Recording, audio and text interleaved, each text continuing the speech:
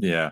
I think it's really fascinating. Better.com was one of these little unicorn things that was able to attract a whole bunch of money on the front end, and they were going to totally reinvent how real estate was done.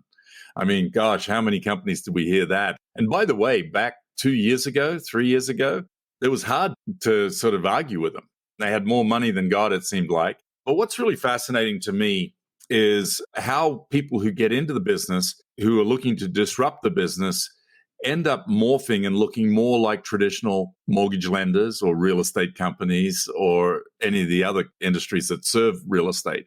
Again, we've been doing this for a long time in real estate. I think there's a reason why our salespeople are commissioned, right? Because it is a local business done by local agents with their sphere of influence and their marketing image. The idea of turning an agent into a W-2 employee is that you get to keep more of the money.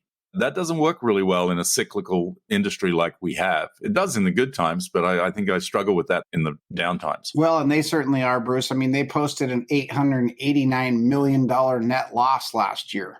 I get what the DOJ's responsibility is, right? Especially with regards to monopolies. In all essence, I mean, NAR has a monopoly on the MLS system. But what I fail to see is how competition with multiple MLS systems would benefit the consumer, because the MLS systems don't charge the consumer for that service, right? And having to go to multiple different portals or websites to find all of the inventory, I'm not sure really helps the consumer.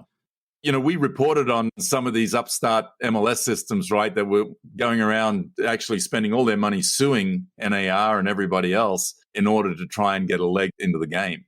So, yeah, I'm not sure this has merit, but hey, I'm not an attorney or volume. I thought it was pretty cool. You've got Keller Williams with 95 represented on the list, coming in number 2. And actually near 15% of those realtors at Keller Williams, Bruce, were in our region, the Northwest region, between Idaho, Washington, Oregon, and Alaska. So obviously we're super proud of those individuals and teams, of course, that made the list. What I thought was not a surprise is that the average number of sides represented by those on the list actually dropped from the previous year, right? And we saw late last year, or even halfway through the year, the number of transactions really declining. So that just shows that even the best of the best are never fully immune from what's happening in the industry, right? You can avoid some of it, but you can't necessarily avoid all of it, especially when you're doing that amount of business.